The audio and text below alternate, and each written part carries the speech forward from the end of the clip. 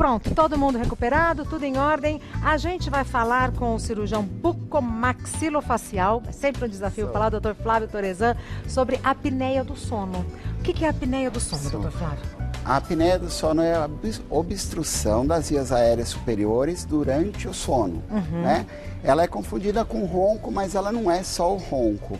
Ela é a parada da respiração durante o sono. Tá. O Simar, a gente estava batendo papo no começo, no intervalo, e eu nem dei oi no ar, porque a gente já estava conversando. Ficou com medo da mágica também? Nossa, já que paramos. muito impressionante. Não muito, é? Muito. Assustou também? Nossa, foi demais. Pois é, eu não sei se na televisão, aqui foi muito real. Foi muito real, muito. Eu nunca tinha visto tão ao vivo assim. Pois é, e nem eu tão pertinho. Pra ser bem sincera, eu não prestei atenção na explicação sobre a apneia do sono. Agora que eu tô me logando aqui. Vamos lá, então. A apneia do sono, A apneia do sono, de um modo simples e prático, é a parada da respiração durante o sono, tá? Para mesmo, mas não é a parada da respiração de ordem neurológica, ou seja, o cérebro mandando. Na verdade, para porque tem uma obstrução em nível da garganta. Fecha. Na região da base da língua, atrás do céu da boca, como a gente pode ver nessa ilustração. Quando o paciente deita, principalmente de barriga para cima, a língua cai, toda a musculatura se relaxa e o céu da boca, também aquela parte que a gente chama de úvula, que é lá atrás do céu da boca, também ela fica relaxada. Isso cai, impede a passagem de ar, tanto do nariz quanto o retorno dele, a inspiração e a expiração. E nisso o paciente tem micro despertares, e ele não consegue entrar num sono profundo. Isso tem a ver com ronco também? Então, a gente fala mais ou menos assim, nem todo mundo que ronca tem apneia, mas todo mundo que tem apneia vai ser um roncador e tem um grau de ronco, não precisa ser aquele ronco clássico, que é alto, barulhento, mas é um ronco tipo um engasgo, né? Como se tivesse uma obstrução mesmo a passagem de ar. Isso para homens e mulheres, doutor? Para homens e mulheres. A queixa maior é de homens do período dos 30 aos 50 anos e mulheres dos 50 aos 60 anos. Por razões hormonais, a mulher tem essa alteração. Tá bom, temos mitos e verdades, mas eu já tenho aqui pensando comigo, será que é verdade que a apneia do sono pode matar? Vamos ver se aparece nos mitos e verdades, senão eu faço a minha pergunta.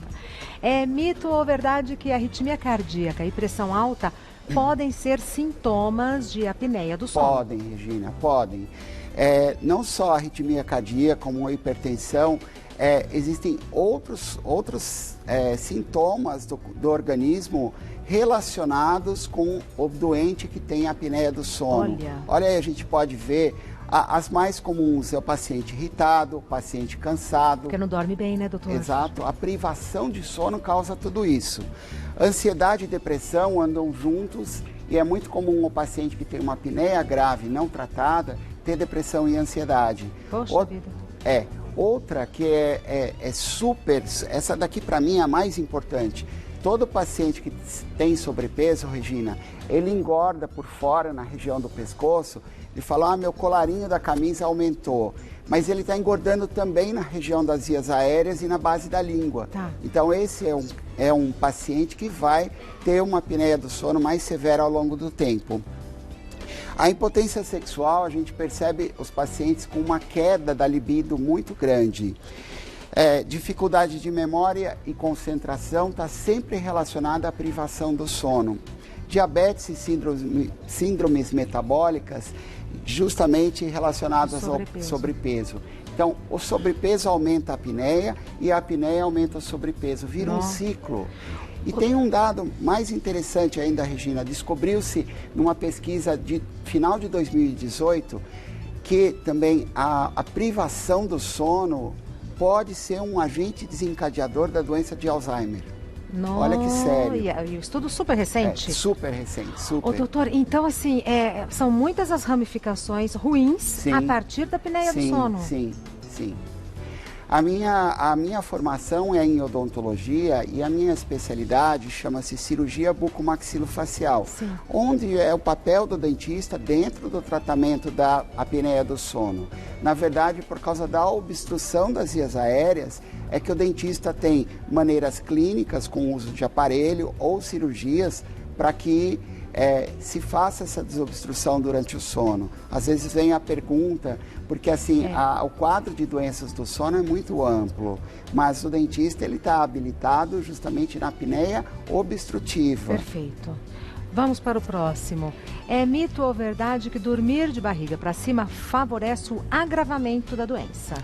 Olha, dormir de barriga para cima, na verdade, vai fazer com que a musculatura da língua caia, o céu da boca caia. Como a gente viu na imagem. Então vai aumentar o ronco e vai predispor esse paciente a ter apneia. Não que a doença vai agravar, mas é verdade sim. Se ele dormir de lado, melhora o ronco e melhora a apneia também. Tá. É mito ou verdade que cirurgia ortognática é o tratamento mais eficaz para desobstruir as vias aéreas? O que é cirurgia ortognática? A cirurgia ortognática é a cirurgia da deformidade dos maxilares. É aí que entra o papel do cirurgião dentista, o bucomaxilo, que faz o alongamento dessas estruturas ósseas. Tem um videozinho sobre isso. Ah, que legal. Eu acho que já está logo a seguir. Ah lá. Então, Regina, principalmente nos pacientes que têm o perfil dessa moça, por exemplo, sabe? Com o queixo para trás. Tá. O queixo para trás, a língua fica para trás e a via aérea fica constrita. Tudo é para trás. Tudo é para trás. E a via aérea fica achatada. Depois eu vou mostrar ali. São feitos cortes por dentro da boca, no osso, e esse osso é trazido para frente de uma maneira total, como você vê. Muda o perfil? Isso que eu ia falar. Muda para melhor, mas não é a queixa dos pacientes, tá? Isso é um a mais que vem com a cirurgia. Essas placas e parafusos ficam aí para sempre, mas note... Vamos passar de novo, a gente passa de novo. O finalzinho dela mostra que há um alongamento da via aérea, né? Então, aqui, tudo estreitinho. Olha, fica de estreito, porque toda a musculatura da base da língua e do céu da boca está aderida nos maxilares. Então, quando os maxilares vão para frente, leva toda essa parede anterior da faringe. Então, o paciente que tinha essa obstrução, que tinha esse colabamento das vias aéreas, estreitamento, ele acaba ficando aliviado. Então, a cirurgia ortognática, ela é o tratamento mais eficaz, mas desde que seja bem indicado, não é para todos os pacientes. Em geral, eu gosto de deixar para os pacientes graves e que não aderiram a nenhum outro tratamento. Então é como se fosse o último recurso. Último recurso. Porque é físico, né? Aumenta o espaço físico. Exato. Eu posso mostrar aqui para vocês? Vamos, claro. Olha só. Eu achei que tivesse lá, não tá aqui. Dá ótimo. Para ver aqui. A via aérea... Quer que eu segure? Eu gostaria. A via aérea, ela começa, né? A via aérea superior, a gente fala que ela começa aqui atrás do céu da boca e ocupa esse espaço da base da língua. Então, o maxilar é trazido os dois para frente e aí esse espaço aqui melhora, né? Então, quando o paciente, vou fazer assim, ó, Regina. Tá. Quando o paciente deita de barriga para cima, o que acontece é que a língua cai. Então, o que a gente nota, a via aérea, como se fosse esse caninho aqui, eu vou mostrar aqui com a minha mão, ele há um estreitamento, né? E esse estreitamento passa menos ar. Então, nesse outro modelo a gente consegue ver também, Regina. Eu tenho a língua e eu tenho, como eu mostrei, aquela moça, num perfil que tem o queixo para trás. Então, quando a pessoa tem o queixo para trás e a face para trás, tudo isso vai ter um tamanho de língua igual. Tá dando para ver aqui, né? Olha, tá vendo o retorno ali, ó? Tô vendo. Nossa, parece uma língua de verdade. É uma língua, né? Uma língua grande. Então, se eu tenho um maxilar pequeno, tudo isso aqui, ó, vai para trás. Agora, se eu aumentar e jogar o maxilar para cá, eu aumento o continente para caber essa língua. Tá? Ganha espaço aqui. Eu ganho espaço aqui atrás. Tá? Basicamente, é a demonstração do que é aquela cirurgia. É para criar esse espaço físico para que acomode bem a língua, para que acomode bem o céu da boca. Tá muito bem explicado. Bebidas alcoólicas e medicamentos que causam sonolência pioram o ronco e agravam as apneias. Pioram, Gina. Verdade, a bebida alcoólica, ela é relaxante muscular, ela é um depressor do sistema nervoso central. Então, o paciente vai ter mais relaxamento da língua e ele não precisa ter apneia. Todo mundo que bebe é normal, olha, ronquei hoje à noite teve uma noite barulhenta de ronco, né? Então, é comum acontecer isso. E alguns medicamentos relaxantes musculares, tranquilizantes, também relaxam essa musculatura. É verdade. É mito ou verdade que é difícil dormir com uma máquina de CPAP devido ao desconforto e ao alto ruído produzido pelo aparelho? O que é a máquina de CPAP? Pois é, olha, você está vendo? O paciente dorme com essa máquina. Dorme? Dá para dormir? Dorme. Esse é o padrão, é o tratamento ouro que os médicos do sono prescrevem para quem tem apneia. Porém, ele vai dormir para o resto da vida com isso. Se o paciente tem uma adesão a esse tratamento, ele gosta do aparelho porque ele tem uma noite de sono muito boa, esse é um tratamento eficaz, excelente. Doutor Flávio, mas assim, para a vida 2, dormir com esse aparelho não é um problema? Então, principalmente eu vejo no consultório pessoas que estão no novo relacionamento ou pessoas que estão namorando, falam, eu não quero, né, eu vou dormir, falo boa noite, coloco a minha máscara e fico com aquela e tem o ruído mesmo, tem um ruído. Existe um compressor de ar que fica ligado nessa mangueira. Hoje eles são muito silenciosos, mas conforme a apneia da pessoa é muito grave, esse compressor precisa mandar ar muito forte e às vezes escapa ar para essa região do olho e o paciente se queixa que fica secando o olho, a garganta fica muito seca. Então essa é a queixa principal de alguns pacientes, mas é um tratamento excelente. Temos perguntas do pessoal de casa, a gente começa respondendo agora. Fernando, como é feito o exame que detecta a apneia do sono? Para saber se a gente tem a apneia do sono, se ronca, não dá para eu falar olhando clinicamente o paciente, ou como muitos pacientes trazem, olha, esse é meu marido, eu queria que você visse o ronco dele, né? Dá para ver, dá para sugerir que é um ronco do tipo apneia, mas existe um exame específico que é feito no laboratório de sono chamado polissonografia. Esse exame chama-se polissonografia. Então, são colocados eletrodos em determinadas áreas do crânio, da mandíbula, da perna, alguns sensores na região do tórax, que vão monitorar o tipo de sono que o paciente tem e as fases do sono que o paciente entra, para saber principalmente se o sono desse paciente é repousante e se a quantidade de oxigênio que está chegando no cérebro é suficiente. Tá? Próxima pergunta é enviada pela Karina. Eu simplesmente não me adapto ao CPAP, porque fico engolindo ar a noite toda, isso há 2 meses. Como posso saber se o meu caso é tratável com cirurgia? O procedimento é complexo? É uma pergunta complexa da Karina, né? Porque assim, ela não está gostando do CPAP, pode ser que a pressão do ar esteja errada, então ela tem que voltar ao médico dela para ajustar ou para ver outro tipo de máscara.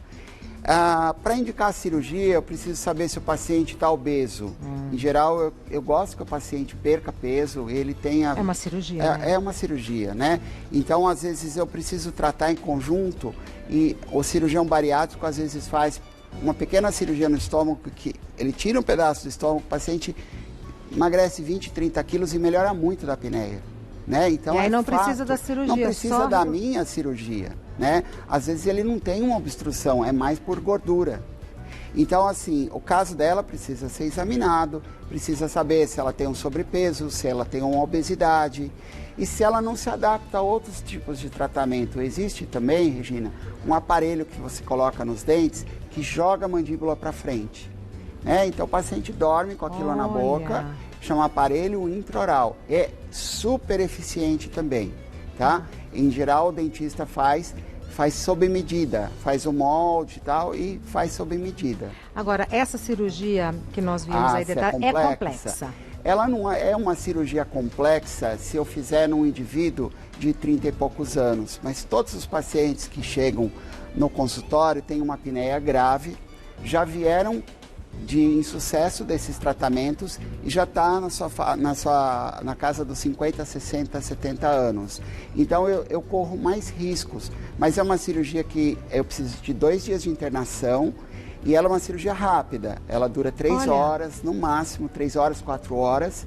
E os resultados são excelentes. Claro. Mas quanto mais idade a gente vai tendo, quanto mais aniversário a gente vai fazendo... Mais complicado vai ficando, mais complicado, né? mais exigente o paciente vai tendo. Eu sei que as reclamações são mais chatas. E a recuperação é diferente, né? O corpo responde de outro jeito. Muito mais lentamente do que no indivíduo jovem. Até para tirar um siso. É verdade. Próxima pergunta, enviada pela Maíra. Existem exercícios que ajudam a tonificar os músculos que ficam relaxados à noite e causam a apneia? Existe. Excelente pergunta da Mayra. Porque assim, aí entra o papel da fonoaudiologia. O fonoaudiólogo pode ensinar alguns pacientes a treinar alguns tipos de exercício da musculatura da língua e da faringe, que são excelentes. Porém, tem uma questão, um detalhe. Precisa treinar, fazer esse exercício para sempre. Então, a adesão a esse tratamento também não é tão grande por conta disso, mas são super eficientes. Mas exercícios de fonoaudiologia normalmente são para a vida toda, né? São para a vida toda. Não pode relaxar. Exatamente. Mais uma pergunta. Sônia, a apneia do sono pode ocorrer durante o dia, em pequenos cochilos, por exemplo? Na verdade, não. A apneia do sono, pelo paciente ficar privado de sono à noite, Regina, ele acaba tendo esses pequenos cochilos durante a tarde. Né? Ele dorme sentado. Existe até uma escala de sonolência que a gente faz uma indagação para o paciente. Se ele dorme no ônibus, se ele dorme no cinema, se ele dorme num filme. Porque ele tem sono, né? Porque ele tem sono. Ele tem sono. E ele tem junto com esse quadro de pequenos cochilos, ele tem uma memória péssima. Então são 2 queixas que chegam juntas. Cochilos durante o dia e memória atrapalhada.